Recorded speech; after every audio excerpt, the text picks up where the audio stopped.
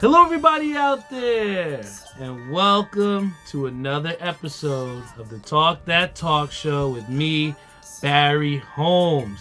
And we are here for our 254th episode of the Talk That Talk Show in the 1st of July. This is my first birthday month episode here, going into the 34, and I'm just excited to, go into this month with a lot of things stockpiled on the menu, man, for my the schedule. I'll say this, guys, as far as adulting, if it wasn't for me, packing a schedule and putting in the Google Calendar and trying to put these dates in, I would be a mess. So, my biggest suggestion to people, once we get in those 30s or 40s, please utilize the schedule phone on your app, man, because I'll say this, schedule has helped me to pack so much into such a little bit amount of time.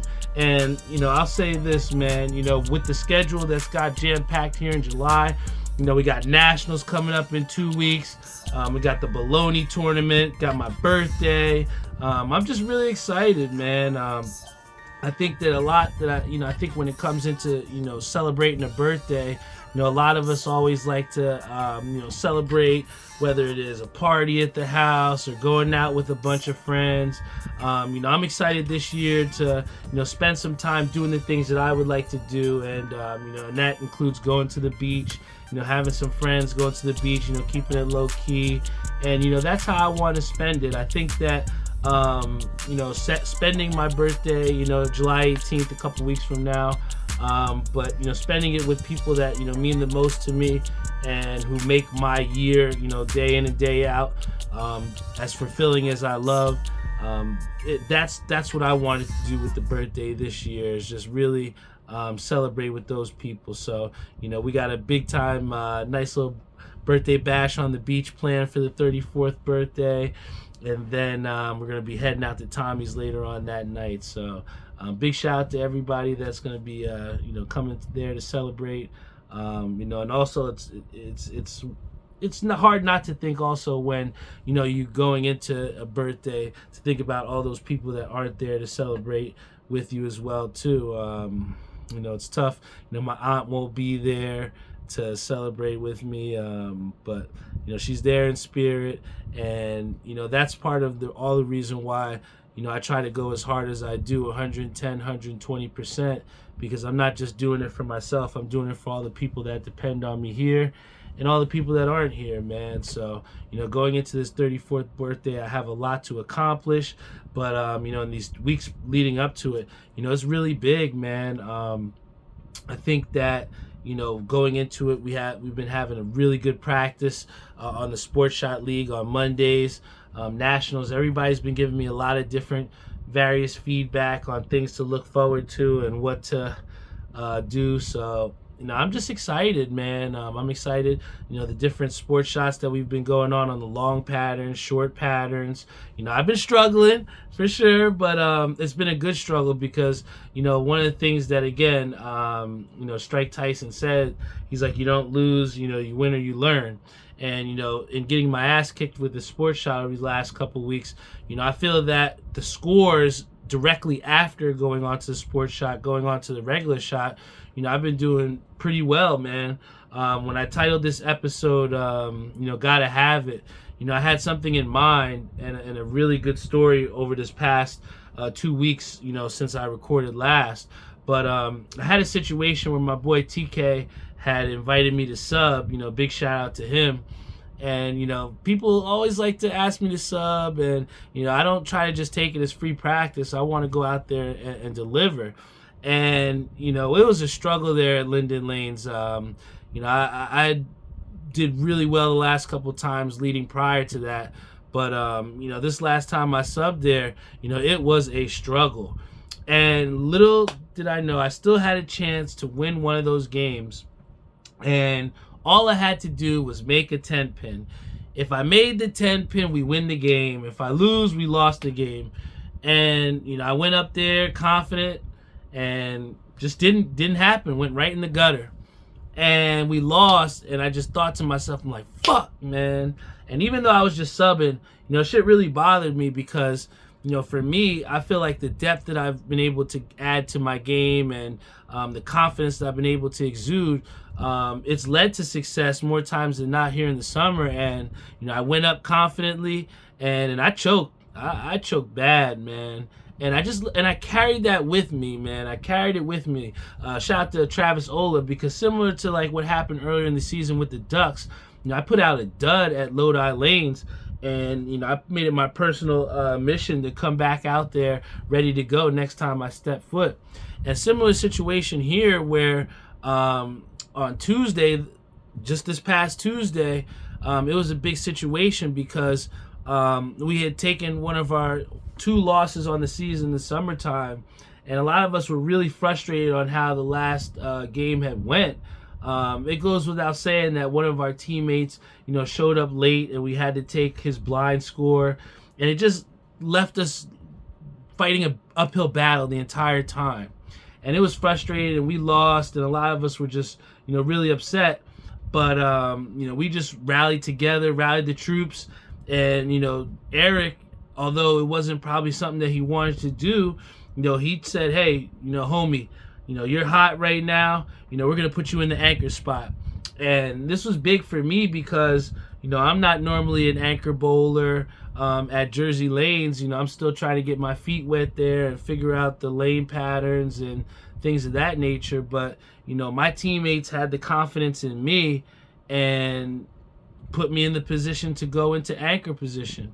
And I thought about, again, being put in this position, and I always love Jersey Lanes because it's not like any other place that you've bowled at before. You're gonna have people in your face, and you're gonna have people, wanting to kick the shit out of you, man. And that, I feel like that competition has truly, made me better throughout the course of the season, whether we're in NJ Northwest or, at Jersey Lanes, man, here in the summertime. But, Eric put me in a position where I was an anchor, and I had that opportunity to get my get back. All I needed to do, right? It was tough. The guy, I think he wound up splitting, and, we were down by 20 pins. So if I, split or fuck up at all or don't make the spare, we lose. And I just thought back to that time before where I was like, damn, I had that chance for TK, man, and I fucked up. I can't do this a second time. And I feel like this for me was like a butterfly moment where I came out the shell and I just stepped up there and I fucking laced one, man, right in the pocket. And all I did was I just put my hands up like this, and I just heard all my teammates just going crazy. And Eric's like, that's why you down there, B! That's why you down there! And I just want to make a quote that I posted this today. And it really, truly embodies what that moment was.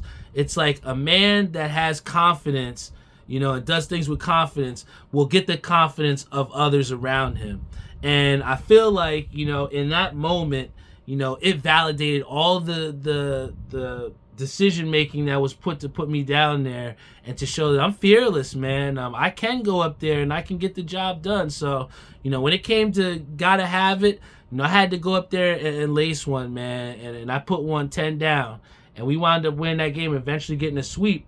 And we got all the points back that we had lost, plus some, from the week prior. We're now back into the top 5 position, ready to close out and make a push at the end of this summer. But, this is coming from someone that's not Jersey Lanes. This is coming from someone that's continuously trying to get better.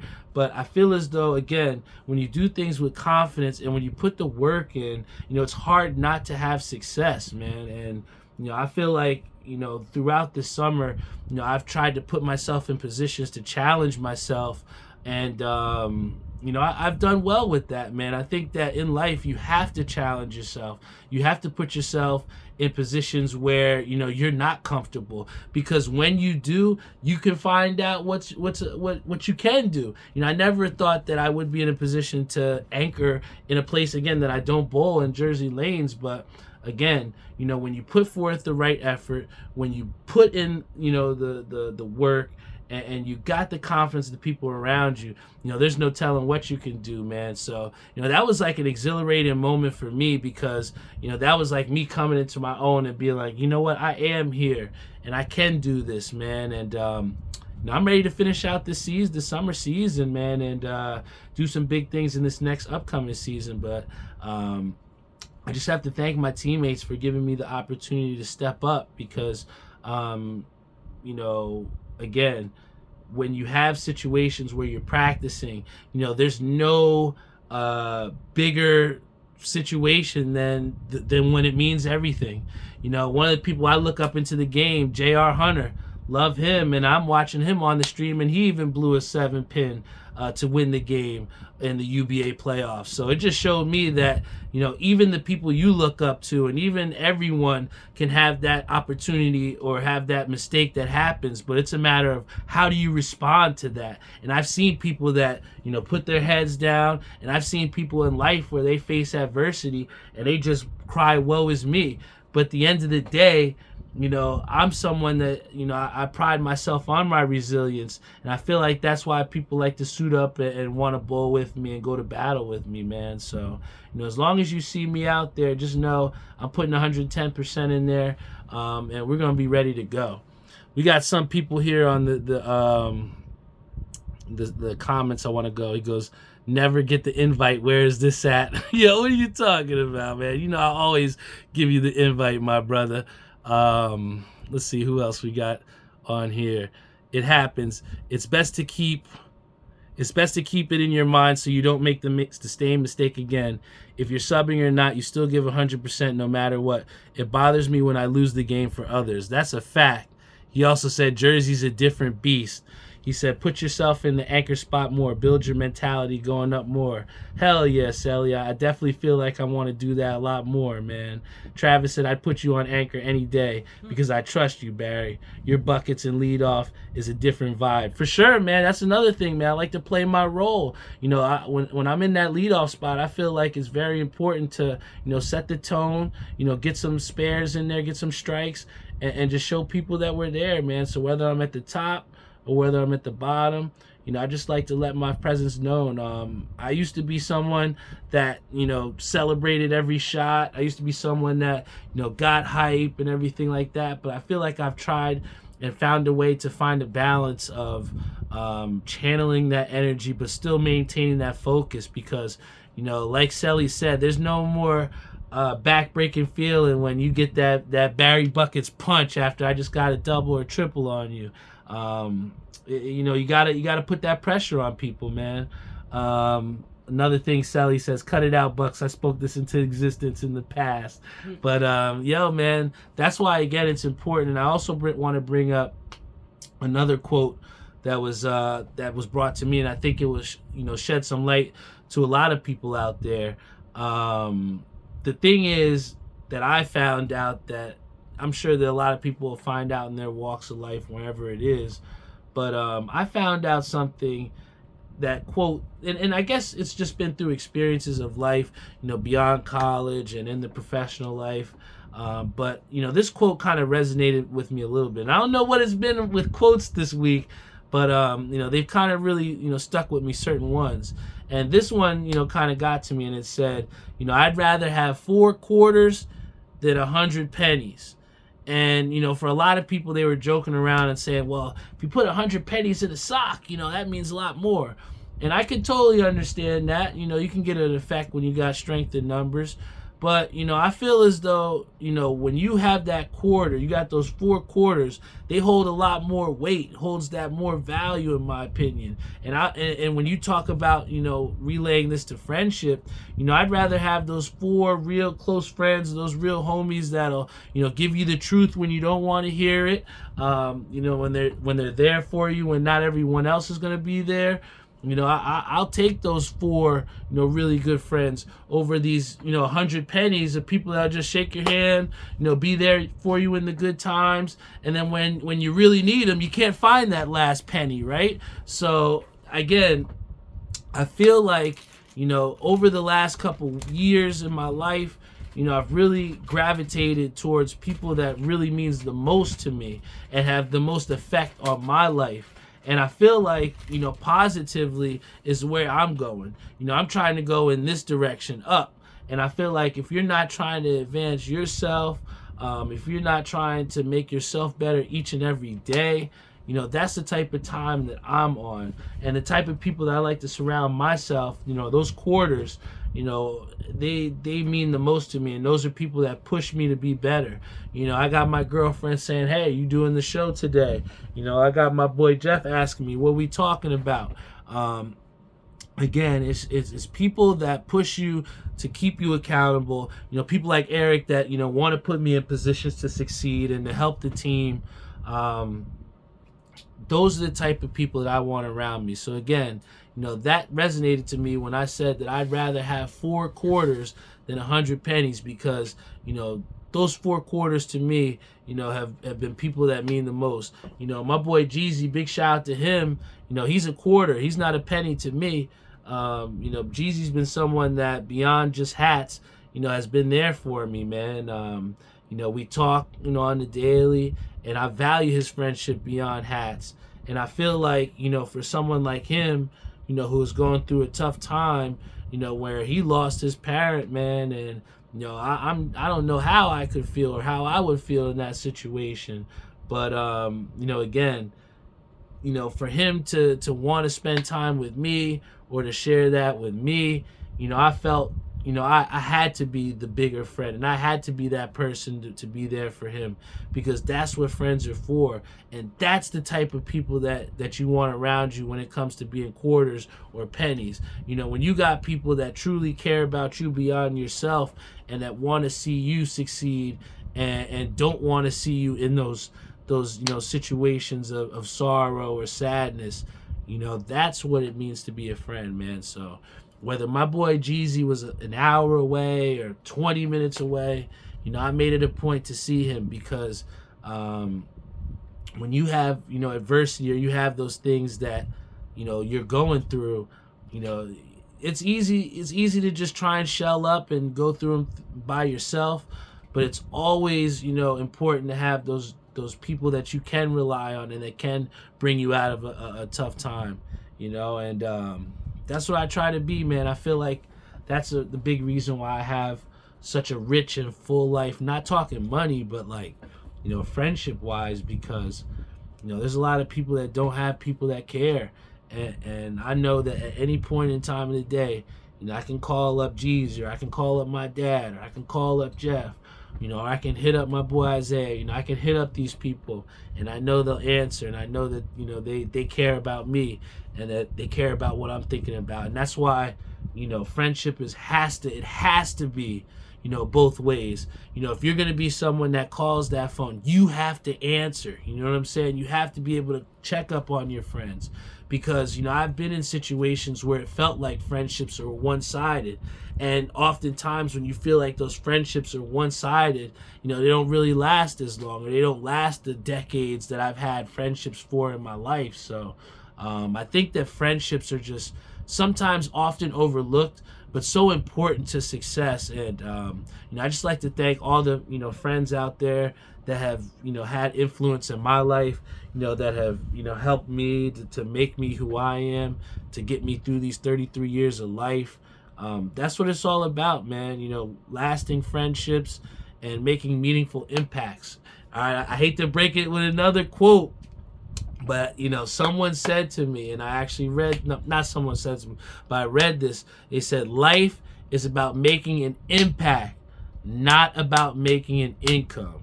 And I feel like oftentimes it's lost with people where, they feel like they just working to live, living to work, you know what I'm saying? And my dad has said it to me multiple times, we don't live to work, you know what I'm saying? We work to live.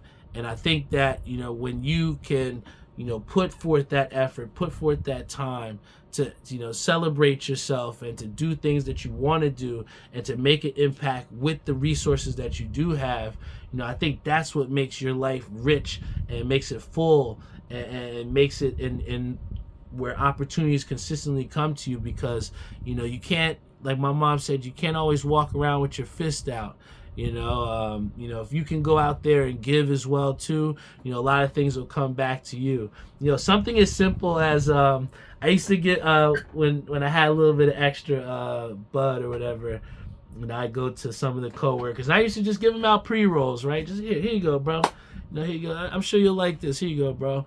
And then one time, I really didn't have nothing. I was like, damn, I'm going to have to roll something on my break. I usually like to have my pre-rolls ready so I can just right on break go. And sure enough, my boy Matt came to me. He's like, yo, Barry, I got something for you, man. And out of nowhere, he gives me a nice little pre-roll. He's like, yo, I want you to have this, man. And it was something I was not expecting, but it was something little like that where I was like, damn. I've been hooking him up and giving him a pre-roll here and there, but he was finally able to return the favor.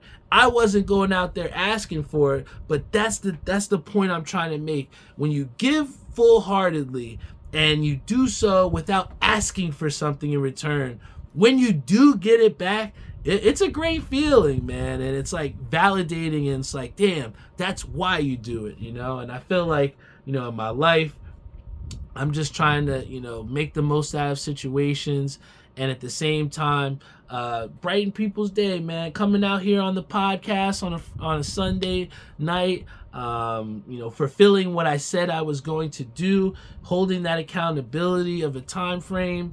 It's a great feeling, man.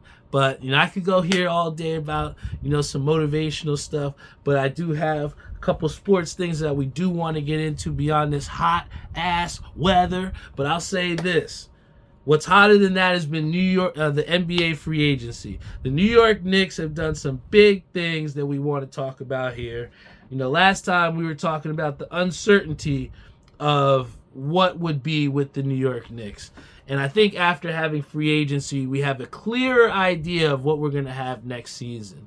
I think with them trading away to get, my boy OG Anunoby, to get Mikal Bridges first and foremost, I think that was a big thing for the Knicks, because here, when you talk about team cohesion, that is something that has been very underrated. When you look at a lot of the teams that, were in the playoffs in the NBA or in bowling in the UBA playoffs, you're looking at some of these better teams, and they're the teams that have that team cohesion. They have that chemistry. On all the successful teams that we've had in the past, that team chemistry has been up there, man. And I feel like for the Knicks, with them trading for Mikal Bridges, that added to that, not only defensively, because he's one of the best wing perimeters, but when you put him there, you're saying that, hey, we're going to give that glue guy. Mikal Bridges doesn't have to go out there and be Allen Iverson, but we just need him there to be the glue, to sustain some defensive possessions, and just be ready to shoot when you get him there, I think that, putting him in there will definitely help bring together the Knicks. And then with them investing the money to get a young guy in OG Anunoby, who I think has been really, really good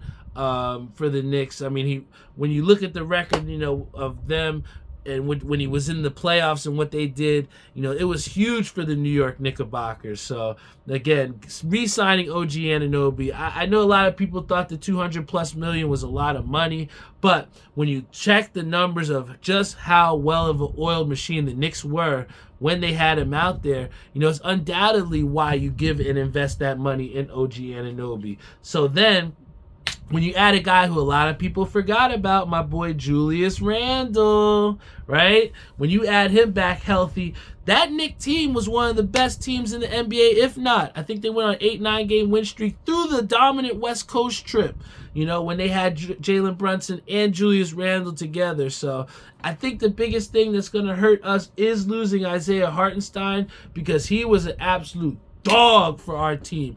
Offensive rebounding, defensive toughness, that little push shots. He was good for a good, 10 rebounds, 10, double-double almost every other game. I loved Isaiah Hartenstein, man. The tenacity that he brought was judged. But I think that gives an opportunity for some other guys to step up in the the forward or center position. Jericho Sims. We've seen a lot of workout footage of him trying to add the jump shot, trying to add some pick and pop, where instead of rim running, he's stepping out and hitting that jump shot from the elbow. So I think we're going to see a lot more of Jericho Sims next year because we lost Isaiah Hartenstein. But look for the Knicks to maybe make a little bit of an addition for like a veteran, maybe someone that can add some veteran support off the bench. That's a big man. But I really do like what the Knicks have done. I think with Josh Hart potentially going back to the bench, DiVincenzo potentially going back to the bench, I think it's going to make them a lot fresher and make that bench look a lot more dangerous. Because when we looked in the playoffs, the Knicks, they were good. Don't get me wrong, they were good. But when Jalen Brunson would go off the court and when we had those bench players in there, it was looking a little haggard. And like my boy Ish said, I wouldn't trust Jericho Sims. It's tough, Ish, but it's all we got. We got to trust him. We got to trust him. Mitchell Robinson. Do I trust that guy? No, but he's gotten better. He's been able to stay out of foul trouble. Now the guys just got to stay healthy, man. Mitchell Robinson has got to stay healthy because when he's rim protecting and you got this team playing the way they're playing, they're going to be tough to stop, man. Big shout out to Bree Game, tuned in on the Instagram Live. Can't wait to have you, suited up and ready to go for the flag football season. Make sure your grades are all right so you can play, all right? I don't want to see no Fs on that report card. But, big shout out to you. Big shout out to my boy Jeff, tuned in. We said not even close, another first round exit. My boy Ish said, yeah, he makes up for it on defense. I would still get a backup. I think it's imperative, Ish. I think that if we go in there with just Mitchell Robinson and Jericho Sims, we're going to be severely behind. All right, we're definitely going to be behind. But I'll say this. My boy Leon Rose is one of the best general managers in the building. All right? And what he's done over the last 2 years is he has made this team a lot better over the last 2 years. Each year they have gotten progressively better. And let's trust him one more time. We got my boy Zoc in the building. Yo, I haven't seen him in ages. Yo, big shout out to you. Thank you for tuning in, my brother. I think that it's also, since we had Brianna tuned in, for people that don't know, she is on our girls flag football team. I think it's important to talk about the advancement of the women's game and the women's sports in general. And that's why we got to talk about the WNBA here. And one of the biggest questions right now in the WNBA is who is the rookie of the year right now? And what I have to say is this. It's easy to say Caitlin Clark, all right? When you look at what she's done, she's the first WNBA player, rookie-wise, to have a triple-double. When you see that Indiana Fever team that she has instantly made better, they're talking about them potentially being in the playoffs now, right? It's undoubtedly the effect that Caitlin Clark has had, right? Whether you're talking about shooting the threes, whether you even talk about her assists. I think she's closing in on potentially breaking the assist record for a rookie, right? So it's tough to not say Caitlin Clark, right? I looked at this line maybe about 2 or 3 weeks ago. I posted it in Discord.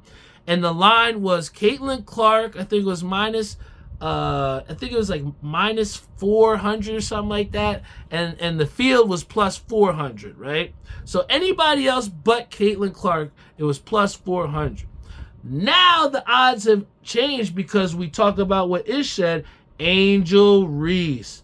And now that line has now shifted to where Angel Reese is only plus 220, right? So that's a drop of 180 in the line. But the reason why we say this is because Angel Reese, what she has done has been no short of incredible.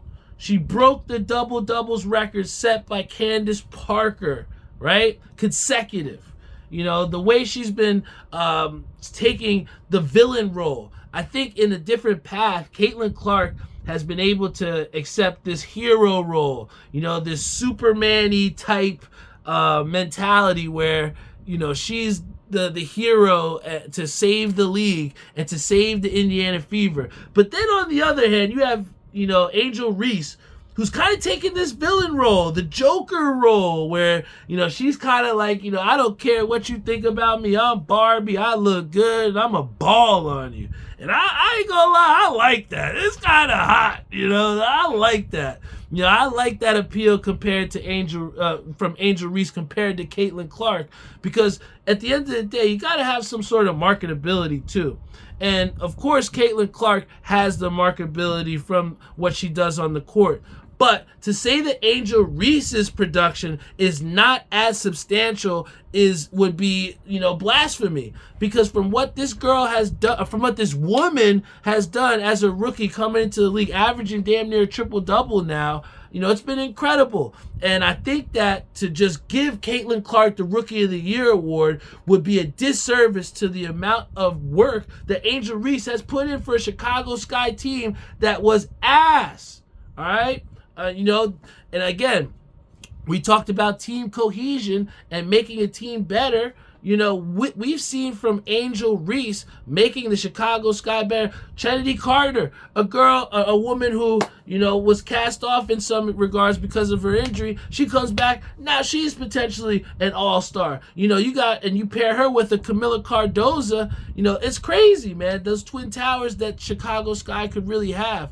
But to say again, Angel Reese, with the consecutive double-doubles that she's putting up, with the amount of rebounding and domination on the glass that she's shown, it's crazy to just give Caitlin Clark the award. Even Zach says Caitlin's not winning it, because I think with this race being so close, me and Jeff had a conversation. We were like, this gap with Angel Reese and Caitlin Clark is definitely shortening, but Caitlin Clark has to do something. And I think with her putting up that career first triple-double, first in WNBA history for a rookie, I think that gives her that slight edge now. So, with Angel Reese now getting a record shattering today with the consecutive double-doubles, it kind of is a little bit neck and neck. So, I think the deciding factor is going to be which team goes farther in the playoffs or to the playoffs, right? And it's going to be interesting because they're like neck and neck, fighting for that last 7-8 spot. And again, I think that it would be a disservice to how exciting the WNBA has been to continue to say that Caitlin Clark has brought that. Because, don't get me wrong, Caitlin Clark is good. She's great. But the WNBA was just as great before she came in, if you were truly watching. She's brought some more eyes. We're not going to be mad about that. But give these other women their flowers too. All right? Have you heard of Alyssa Thomas?